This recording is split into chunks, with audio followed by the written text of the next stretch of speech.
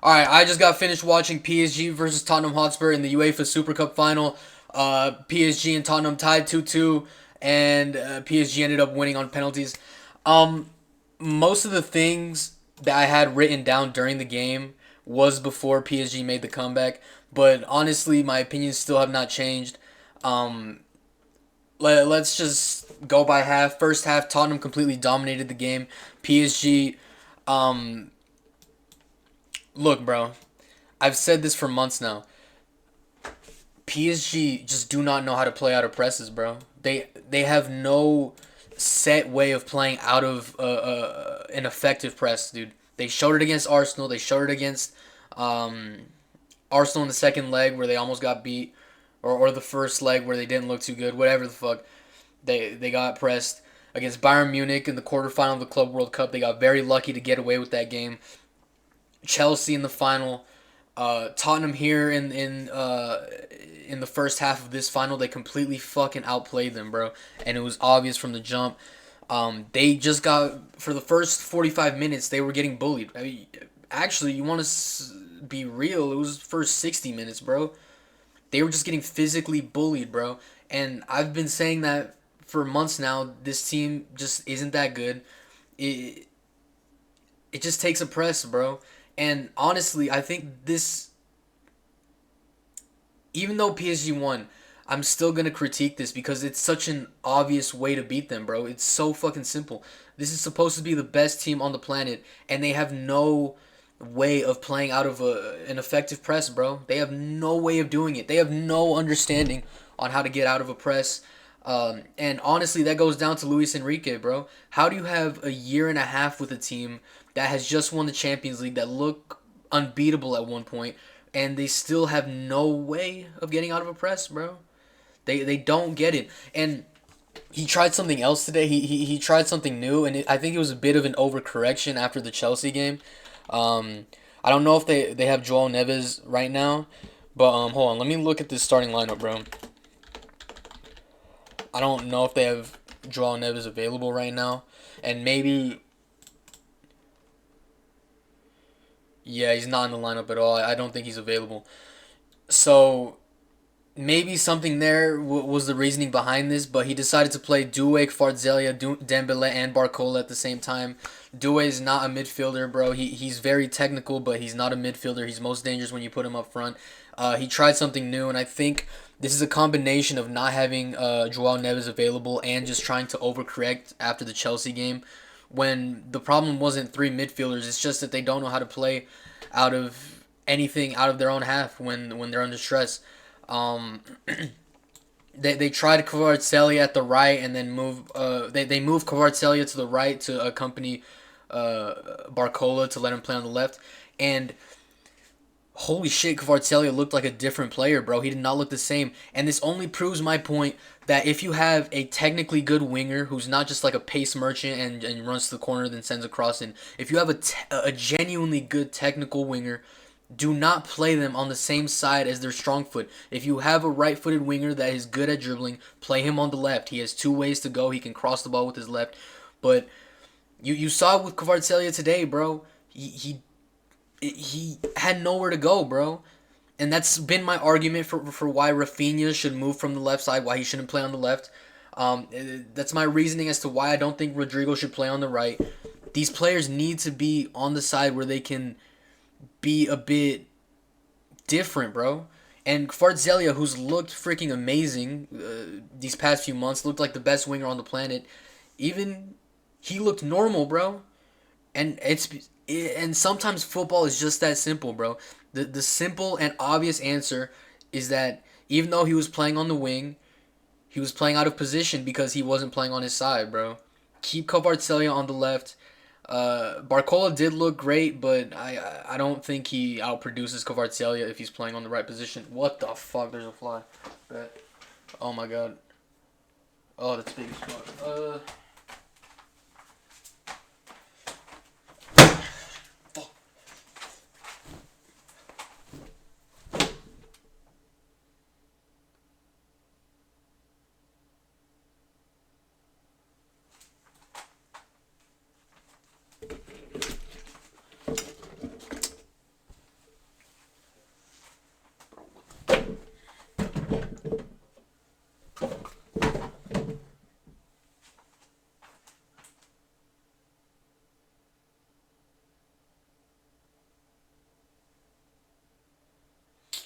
Fuck, I'll get them later, bro. Anyways, Kvaratskhelia looked normal today. And at halftime, bro, I was seeing a lot of shit on Dembele. Dembele was PSG's best attacker by far this game. The only one that was decent was Barcola.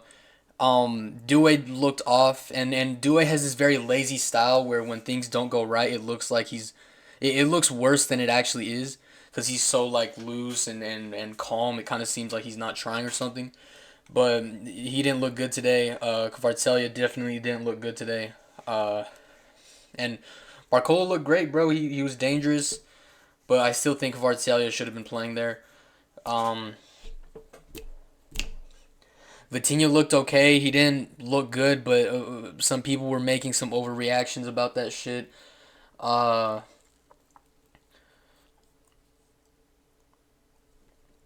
yeah, people were. I guess obviously Dembele has a lot more pressure because he's the favorite to win the Ballon d'Or. But he looked great, bro, and he looked fine. He looked fine. I don't think he's a very amazing player or anything, but I think he played good. He did what he was supposed to do. Obviously, he was very important in the setup on the second goal in the second half. We'll get to that. On the first Tottenham goal, I feel like that was just kind of unlucky on PSG's part. Marquinhos wins the header, and it kind of does like a shit bounce toward a Tottenham player. Those things kind of happen. But on the second goal, bro, very, very lazy from PSG. Dude, Tottenham were doing very well to win the ball up the field. I think that's how they won their foul as well. They forced a bad pass out of Doué, and then they won the foul. Um, Cross, and then PSG just had no numbers to win the first ball. And even if Chevalier makes a save, which, by the way, he should be doing better in that situation, even if he makes a save, dude, there's like 3, 4 Tottenham players that lost their runner and would have knocked in the rebound anyways. But yeah, dude, Tottenham looked great, bro. They've improved a lot since the Europa League final. Uh, Kudus was amazing. He was completely terrorizing Nuno Mendes that first half. They look good, bro. Even Richarlison, who's like a fucking mean player, he's looking good, bro. He was looking good. Cuti Romero obviously just causing problems and being annoying. He looked all right as well, and it looked like Tottenham were gonna win the game, bro. But it's even after winning one trophy, they still have this identity of not winning when they should, and they gave up this game. At some point, they had to. And at some point, they had to slow down the press, which is normal. Obviously, that happens when you're playing a good team. Fuck, bro, I'm gonna get that nigga. Um, Obviously, at some point, you're gonna invite pressure. That's just how the sport works. You can't keep that type of energy the whole time. But damn, dude, the fact they couldn't hold off last 20 minutes, last 10 minutes actually. Um, Hwang, the South Korean player, he came in. He looked very good. Scored the first goal and was trying to cause danger. I'm pretty sure he was in the setup for the second one as well. Good goal by Gonzalo Ramos, who's in the right spot at the right time. Well done. Um, Hakimi was non-existent. Uh, I just don't understand how that player is recognized as high as people think of him. I just don't think he's that good. He's never been that good in my eyes. He's supposed to be this pace demon, but I see him get outran by every fast player on the planet. I never see him win a duel against a fast player. Um, and offensively, I just think he's average, but it is what it is. Um, Chevalier in goal. I mean, there's not much to say. His job was just playing out the back a little bit. He did kind of fuck up on that second goal. He should be doing better. But alas, they won the game. There's not really much else. And honestly, bro, this makes Barcelona meeting PSG a lot less exciting to me. I see how beatable they are. I see how just unwilling they are to learn how to play out of a press. And I don't know. I just don't think it's as exciting of a game anymore because I just think we will smack them easily. Uh, and Tottenham and Chelsea have already shown the blueprint on how to beat them. Tottenham got very unlucky this time. But they have the blueprint, bro. They had the right game plan. They did everything right.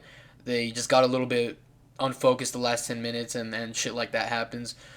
But this PSG team is not that good. They were getting compared to the best teams of all time. The best teams of all time: Barcelona 2010-11, Bayern Munich 2019-20. They could play out of a press, bro. This team doesn't know how to do that shit. They have no different way of doing it other than just getting past the halfway line and just playing around like that. Whenever they have any type of pressure, they cannot handle it. This is not a top 10 team of all time, and they're simply okay. They are okay, and they're beatable, very beatable. So yeah, hold on. Did I have anything else I wanted to say? Let me check. Uh, yeah, yeah. All right, bro. See y'all tomorrow.